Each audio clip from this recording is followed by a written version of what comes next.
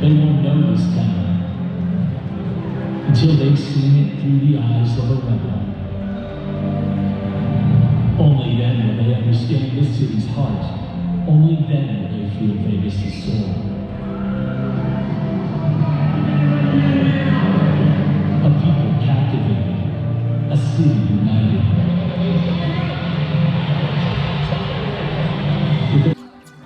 哦哟，这个球被抄走，要灌吗？来喽！哦吼，恐怖！我们再从不同的角度呢做切换的哈。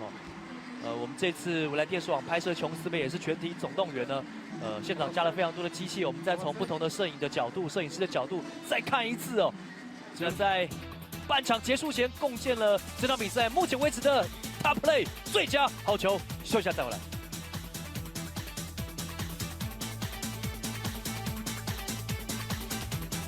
This video will cover 5 different areas of having a career in sports, ranging from being a head high school basketball coach, head college basketball coach, small college athletic director, a FIBA sports agent overseas, and also a recreation center director.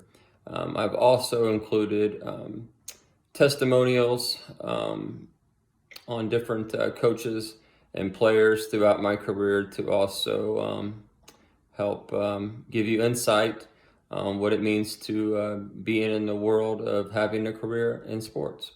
Everybody, I hope you enjoy. Hey, how you doing? My name is Matt Hines. I am the girls head basketball coach here at Huntington North High School, and that is in Huntington, Indiana. How did I get into coaching? You know, I had mentors and people I looked up to when I was in grade school, middle school, high school. And a lot of those guys were my PE teachers and were also coaches. And my coaches really just really invested in me as a person. And I think that's why I knew at an early age that I wanted to coach. Probably, you know, getting into my middle years in high school, I had a good idea that I wanted to coach. And I love the game of basketball. And you know, when you're done playing, that's the next thing you can do is start coaching. And I really appreciated how my coaches invested in me as a person, and I wanted to do the same. Things I like about it, you know, it's always a challenge, and I think we grow from challenges. We grow from obstacles that we go through. It's not always fun at the time, but the things I like about coaching is the biggest thing is just the relationships that you build with kids. I've coached boys and girls, and you know, there's differences in both of those. You know, boys typically tend to be more aggressive and can kind of play off of out of a play or a script that you give them, and girls are more probably pleasers and want to do exactly what you tell them, and sometimes they only do exactly what you tell them. But you know, I really like the relationships at the end of the day when those kids come back, or you receive an email, and it doesn't happen a lot, but when it happens that you know, you helped mold a kid or point them in the right direction in life. I think that's the things I like about it the most. And obviously, like winning, you know, we're all competitive and want to try to find ways to win. So dislikes, you know, there's a lot of sacrifice with family, you know, taken away from family time. And you know, I got 2 young kids, and they're in 2nd and 4th grade, and a wife that let me live my dream every day. And I'm fortunate for that. It doesn't always work out like that for everybody, but I think that's something that is hard, is the sacrifice with family. The most challenging thing about coaching is probably taking a team and trying to find a way to get them to perform at a level that's higher than what they believe that they could perform. And I think that's our job at the beginning of each year. We start in the spring and work towards that whole next year to when we get in the tournament in February or March. And you know, that's your goal, is to get them to do something that they didn't even think they could do. Because oftentimes as coaches, and just like my coaches saw in me, they can see more in you than you can see in yourself at times. And I think that's our objective. The people that I think do well in this line of work and coaching are people that are go-getters, that are willing to. I think you have to be a little bit selfish in the sense of with time, investment with kids. I think that that's important. I think you have to be on task. I think that you have to be someone that's very organized and has a plan. You can't just go out and roll out and hope things go well. So I think those are the people that really do well. People that have high character and stay poised and don't get rattled. If you wear your emotions on your sleeve all the time in this line of work, it's going to be a short career for you. And then lastly, my ultimate career goal for coaching is just to build champions. That's my goal. I want to build champions, and that's on the court and off the court. And what I found as I coach, the more I coach, the longer I coach, is champions were champions long before they won any championships, and that's how their daily habits are spent. That's how they're ingrained in them, and I think that's our goal and our objective as coaches is to instill this into these kids in life. I've found that when kids have better habits in life, that carries over on the court. The person that they are, you will see on the court, and that's that's important. And those are the kind of things that we try to do. And so, I want to build champions. I want to build a kid that has a championship lifestyle, championship character, makes championship decisions, and by that, I think the byproduct will carry over on the court. You get enough of those kids, then I think you have yourself a championship team that can actually win a championship and cut down some nets. So obviously championships are the goal, but at the end of the day, it's about people, not about players.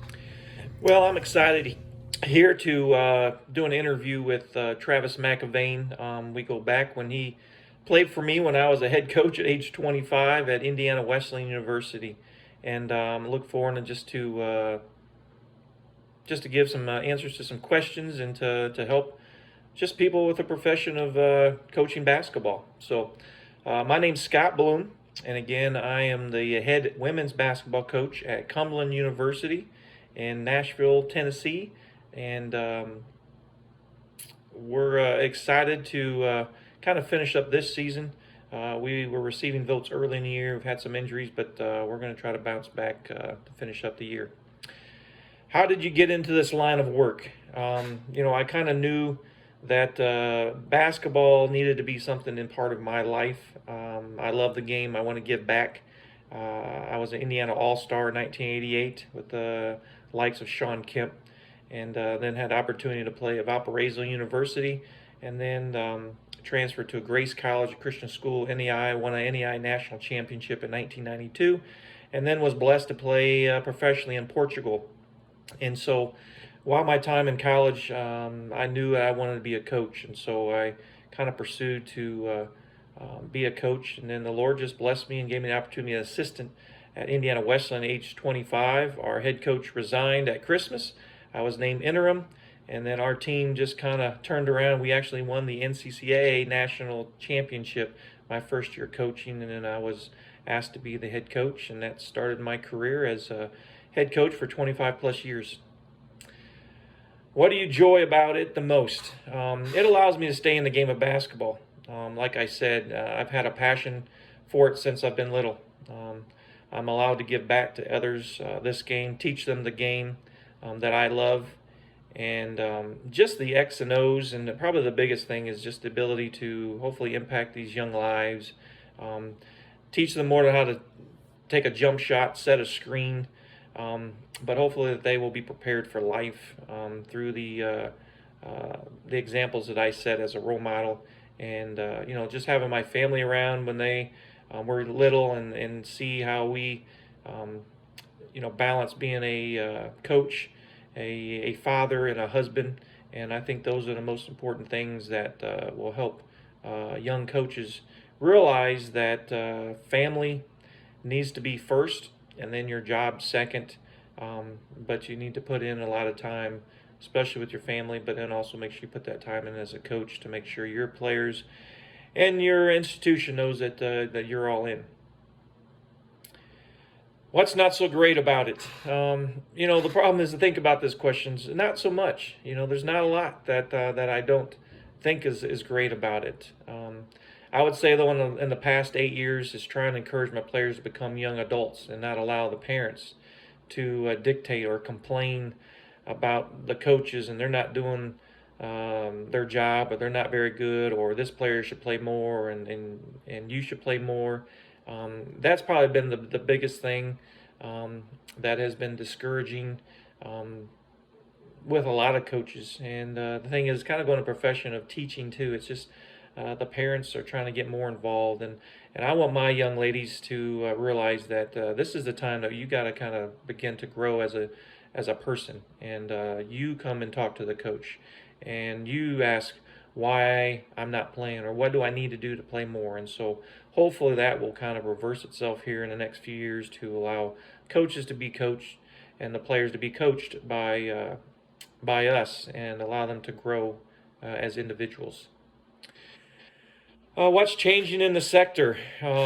Interesting question. It almost kind of goes with the one before that, but I think the biggest one that I've talked to my coaching friends at all levels is the entitlement of players' mentality. The days of working hard for 2 years and earning a spot on the floor is kind of over. Parents and players are ready to blame coaches, and they enter the transfer portal. NEI, we don't really have a transfer portal, but kids are transferring right on out as well as the NCAA Division One.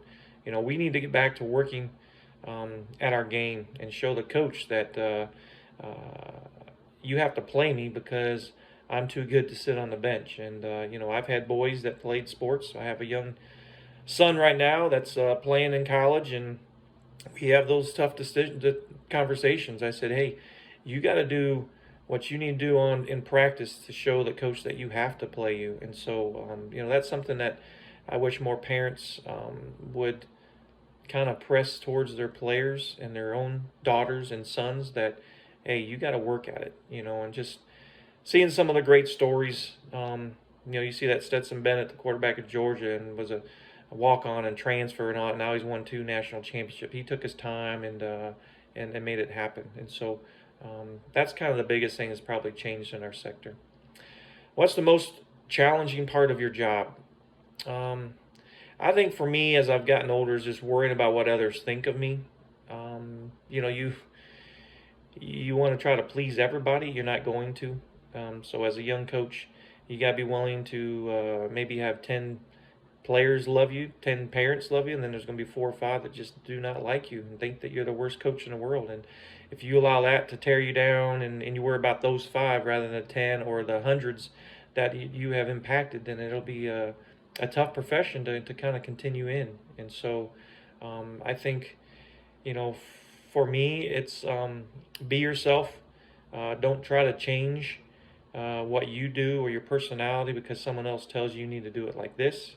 I've learned early in my years, Coach Jim Kessler, head coach at Grace College, told me if you go into this profession, you do you and don't back down. And I know I had a tough decision when I was a coach at Indiana Wesleyan when I had to resign and leave. But I stayed true to what Coach told me and what the Lord has given me the abilities to coach. And when I resigned, I had a job within a couple months as a head coach up at Trinity International University in Chicago. And so the Lord blessed me, and I've still been a head coach all these years. And so I feel like I've stayed true to what I feel is important as a coach, and that's developing young men and women. I may not be the strongest discipliner and make us run till we puke and get on them, but I definitely want to make sure that they enjoy the game as they play it. But also, I'm big on details and making sure that they have those down over and over. What kinds of people do well in this industry? The ones who are passionate about teaching the game of basketball and developing young people's lives over wins and losses. I think if you get caught up in going into this profession to be the winningest coach in the history, I think that's a good goal. but I think it'll wear you down. I think burnout is real, and I think you got to make sure that, like I was saying before, if you have a family, they have to be your priority. My one rule is I try not to take work home with me and sit at home and watch game video and prepare for practice and all that stuff. When I went home, I tried to be home with my kids and with my wife. Second thing, you got to love this game. Driving 3 hours one way to watch a kid play and don't think they can fit in your program, you got to drive 3 hours back. And so you do that for many, many years. And so you kind of know when it's done. I've heard you kind of know when to retire and be done coaching. Right now, I have too much passion for this game. I enjoy going out recruiting, enjoy teaching the game every day. And so I think if you're going in this profession, you got to just have a love and passion for it and be excited to get up every day and go to work and teach these kids how to play the game, but also teach them the game of life. What's your ultimate career goal working in the career of sports? I've been living it for the past 28 years. I became a head coach at age 25 and still going. I want my legacy to show that I cared for my men and my women lives outside of basketball, and they are productive husbands and wives, moms and dads, and making a difference in our society. That is my ultimate goal in my career. And at this point, I feel like I've accomplished most of that. I enjoy when I get emails and letters and Facebook messages about my past players getting married or having children or getting a new job. That brings joy to me. And so if I had to say my ultimate career goal is to know that when I'm done, I did my job well, and that these kids enjoyed playing the game. I didn't make everybody happy, and probably a lot of them don't like Coach Bloom, but I think a majority of them had a great experience. And Travis McAvane is one that I've been proud of him and just the way that he has pursued his passion to coach basketball, and he's been in this profession too, and we've stayed friends and stayed in contact and done some things together. So I appreciate him asking me to do this for him. I pray that he finishes this degree and continues his ultimate career goal and become a head coach at the college level again, and I know he will. So thank you, Travis, for this opportunity, and I pray your career and your What is your full adventures are name, blessed. job Thank title, you. and where you currently work? Andre Smith. I'm currently the athletic director at Bryan and Stratton Community College in Solon, Ohio. How did you get into this line of work? Ever since I was a college athlete at Youngstown State, and once I finished my professional playing career, I've always envisioned on being a college coach or some type of coach. I had the opportunity to jump right in at an early age at my alma mater at Youngstown State and began my coaching career there. So it's always been a passion of mine to coach the game that did so much for me, that opened so many doors, to give back. It was another way for me to just stay within the game and be around others and other coaches and learn. What do you enjoy about it? The opportunity to grow, the opportunity to see young men or young women do something that they like, to increase their passion, the teaching aspect of it, being able to teach the game, being able to continue to show people how the game is played, being able to strategize and break down film in the component aspect, it allows me to enjoy it from an A to Z perspective. What's changing in the spectrum? I just think the way the game is played, how the kids are being taught, the social media has played a big impact on it now. And as you see in the college game, the NILs of the payments of what people are doing, I think kids now are looking at the financial aspect, which I think they should, more than the importance of the game and choosing the institutions. As you see now, the transfer pool is going now. Kids don't like situations, don't like coaches. It's making it easier for kids to leave situations, which sometimes has hurt the game, as you see, not just on the college game, but in the professional ranks now. I think a lot of the college players have a lot more say so in things. That's why you see a lot of trades and a lot of people are moving from situation or institution to institution. What's the most challenging part of your job? The most challenging part now, being an athletic director at the college rank, is the compliance, the paperwork, staying on top of breast like that. Because as the athletic director, you're in charge of kids being eligible or not eligible, making sure that they're doing the things that they're supposed to do to keep them on track of graduation. And part of it is when you're the athletic director, you're kind of on the other spectrum of it. You don't really have a lot of hands-on with the athletes because you're doing the more the day-to-day, the administration work. So it doesn't allow you to have the hands-on experience that you would do if you were coaching. What kinds of people do well in this industry? Number one, I believe that understand athletics, understand the student athlete, understand what goes on to be a student athlete.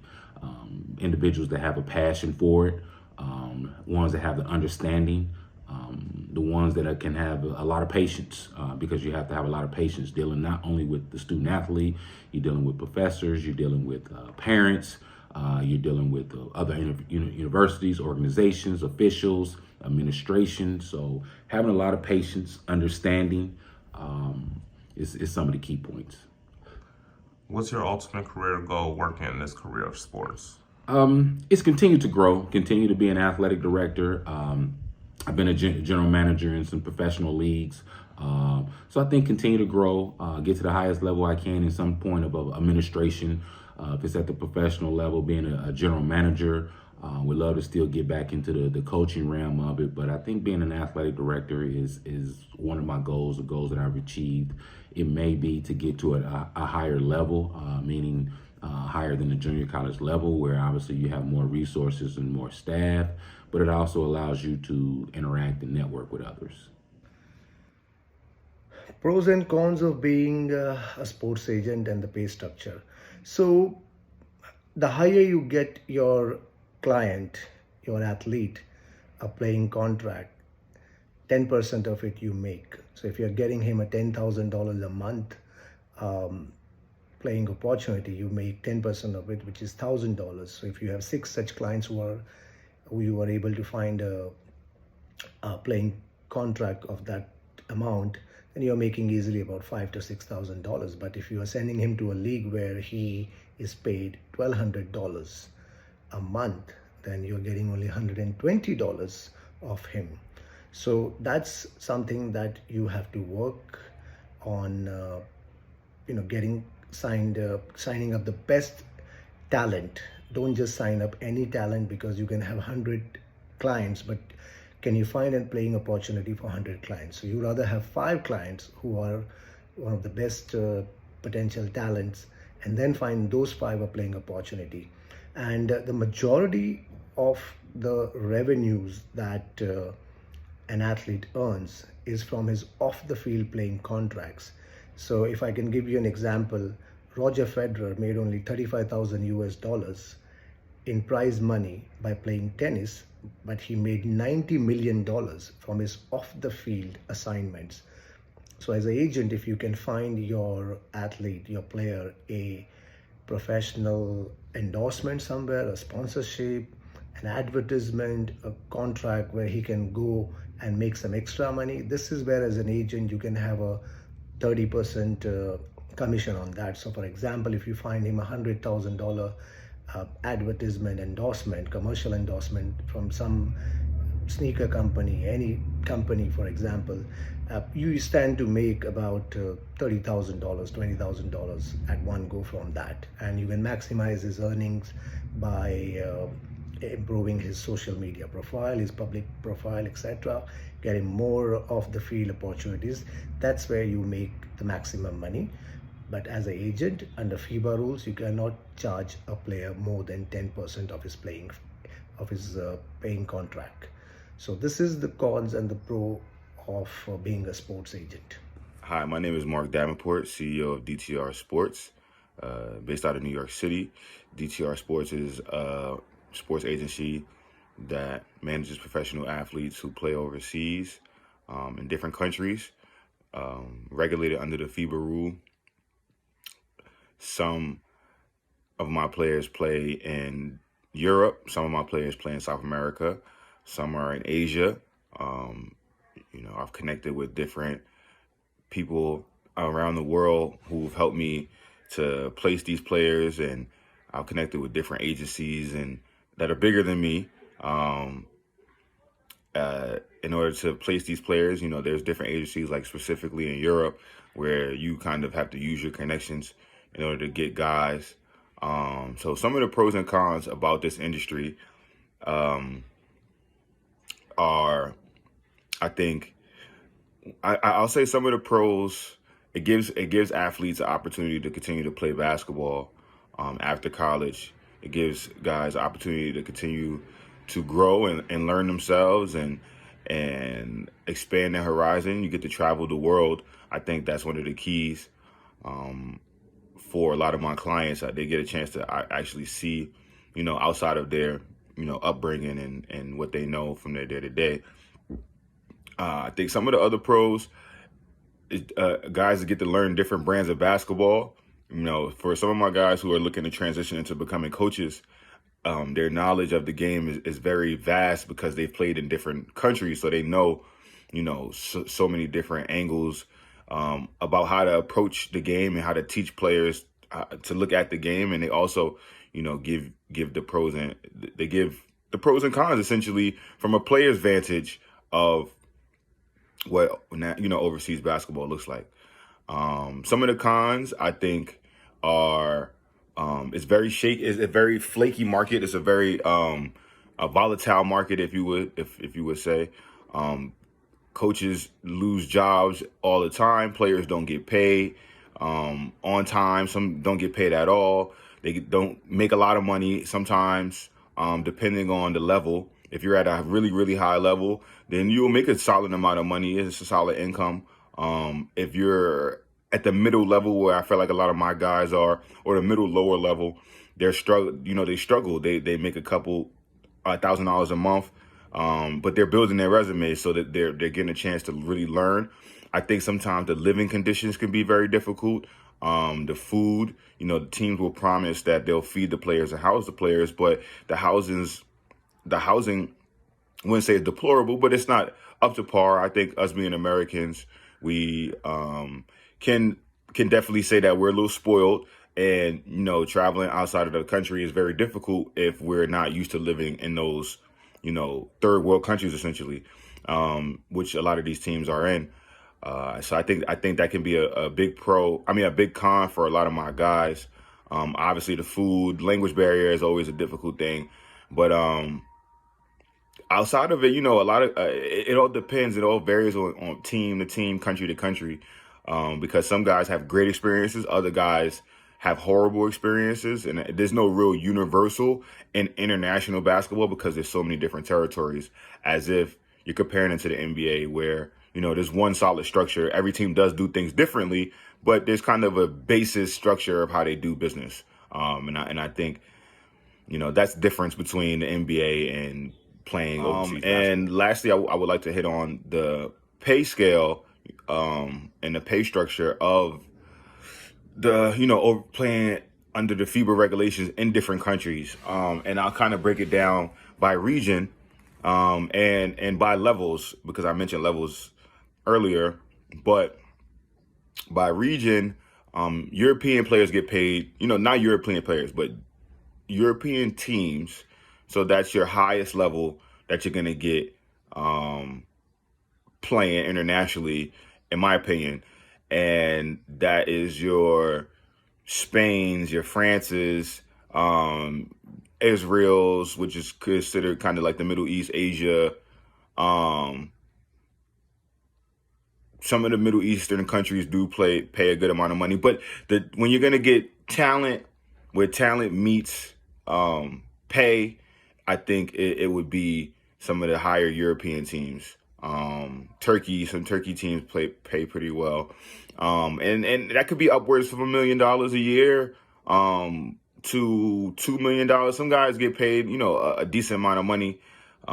International guys don't get paid as much because it's the transports, but they get a solid amount of money.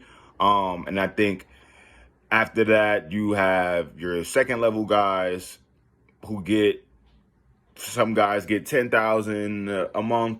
Some guys can see, 5,000 a month, 2,000 a month. I know in South America, top level in South America, you can make a solid amount of money. One guy that I did manage, I didn't represent him directly, but I managed him. He was making about 10,000 in Puerto Rico a month. So his contract for the season was 100,000. So he made 10,000. And I think that's decent money for 9 to 10 months. I think that's great money to play a sport. And then there's guys that's at the level where they're offering $800 to $1,000 a month, and that's a super low level. And there's guys from like the Division III college levels, Division II college levels, even some Division I's that have to take that in order to build themselves up and build their resume. So I think there's a lot of guys right now. Some are a part of my agency, some aren't. Some guys in my agency are making some solid money, and then some are still trying to get to that next level. But I think the pay structure is very vast, and it's not like the NBA, not whatsoever, because there's so many different moving parts. My name is Kiana Bickham. I'm the senior program coordinator here at Dakota Center. Started out working with the after school program, which is our youth program here. My first year here, we started a basketball program from the ground up. Before in the past, Dakota Center was known for basketball, so we wanted to bring that back to the community. It was very hard doing it from the ground up because you have to have a lot of volunteers and a lot of supporters to help build the program. Recruiting the kids, it was really hard because we had to get back into the neighborhoods, find the kids that were interested, and be able to find funding to help support the program. Our first 4 years of basketball was funded strictly by the parents, donations from organizations and the parent support. Going into our 5th to 6th year, we were able to get funding from some donors, local donors who wanted to sponsor a basketball team, which we did that, and now our program have grown. I would say to anyone that wants to work for a nonprofit or has a desire to work for a nonprofit, you always go into the mindset that you're going into this not trying to make a lot of money. With nonprofit, there's not a whole lot of money in it, but it can be very rewarding because you're helping people in your community. You're helping your families, and you're helping your mom, so the kids are getting their needs met. And that's at the end a reward that's more than pay. There's sometimes you're gonna work countless hours to make sure your program is running sufficient and make sure everybody have what they need. And it could be outside of the 40-hour week that you have envisioned, but a lot of time that you spend working for a nonprofit is a lot of volunteer hours, blood, sweat, and tears, and with little pay. So for anybody that wants to do nonprofit or wants to look in a career in a nonprofit, always going with the mindset of empathy and always going in with an open heart and open mind and finding out what the community needs are. Thank you. My takeaway message from listening to all the speakers that I interviewed for this Capstone video for this course all emphasized major key points that I agree with and have definitely experienced throughout my 25-year basketball coaching career. They all had great networking skills, which has allowed them to move up the ladder throughout their entire career. I think that's so important, is to network with the right people and put yourself in the right circle. Dedication and hard work were all key attributes for each person throughout this video. Everybody has a relentless work ethic and is driven to go after their goals. The one point that stood out to me the best was all of them, all the speakers had the ability to deal well with different athletes and different people, to make themselves well-rounded and be flexible. to have a great career in sports. Lastly, a lot of coaches do things as far as for the love of the game or love of sports, period, rather than for the pay. And each speaker that I got a chance to interview throughout this Capstone video all expressed that they started out not making much money, but have increased pay throughout the years the more that they put themselves in demand. So I agree with that. I'm definitely a person that as time has gone by, I have got paid more and more and more for the quality of work that I do, but it never has been about the money. It's because I love the game of basketball and definitely enjoy helping people go after their career goals and aspirations. So hopefully, after watching all these speakers talk throughout this Capstone video, it gives you a better insight to why you would want to get involved in the world of having a career in sports. My name's Aaron Maxey. I'm a retired 20-year professional overseas basketball player, and I met Coach Mack in 2016.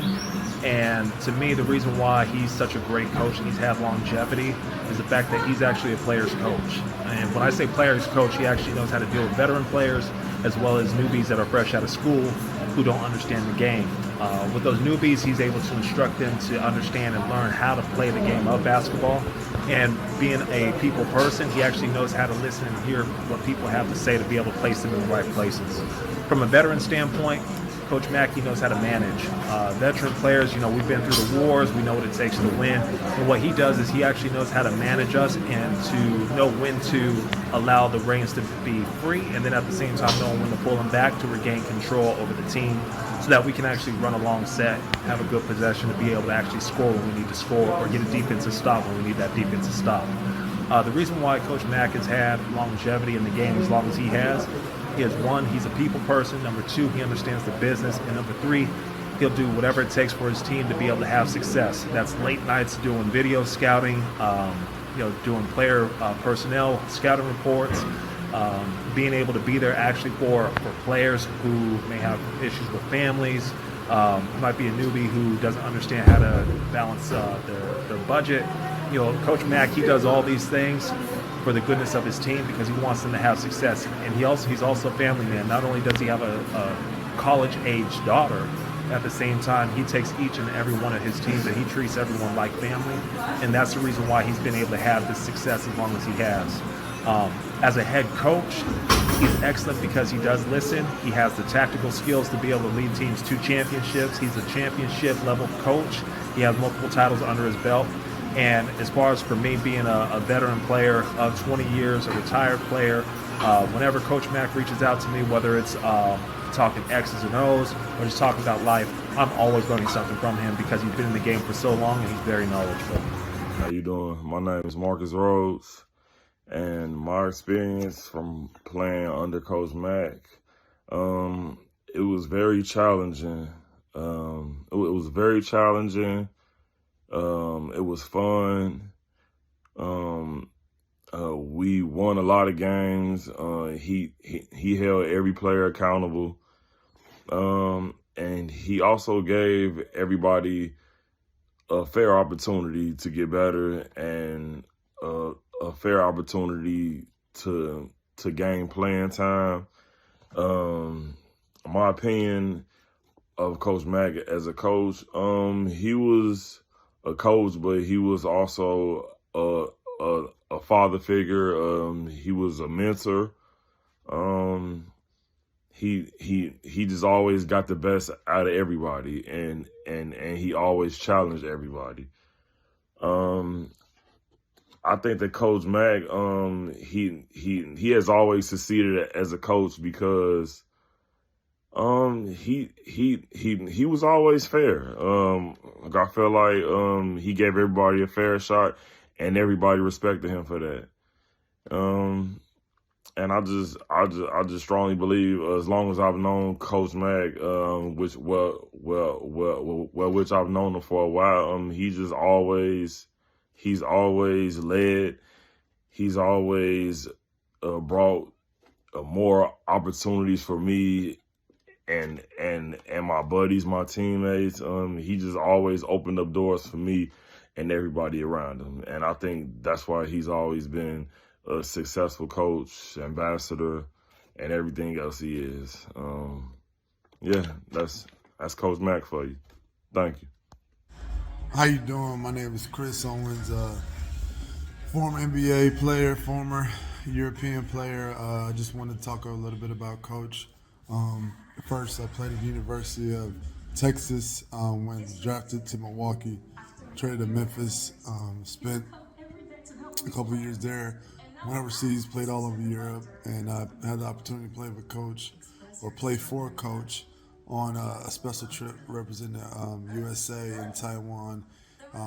In my opinion, Coach is a really, really good coach at being able to, just be innovative with his schemes and his game plans, and being intense and into the game, and being able to make proper adjustments. Overall, he's a great guy. He's what I like to call a player's coach, always attentive to the game, but as well as to the players and the players' need. My experience with Coach has always been a great one. Great man, great guy, and that's important to me because it's not only about coaching but also building up young men. I think Coach did an excellent job and still continues to do such a good job with young players, and look forward to his next endeavor in the future. All right, thank you. I believe Coach McElvain will aspire to high levels. Anytime you have a passion for what you do, you're good at it, you're knowledgeable about it, people can see your passion and what you're doing. I just think the sky's the limits, and he's no different. I can easily see him being a Division I college coach, a professional coach.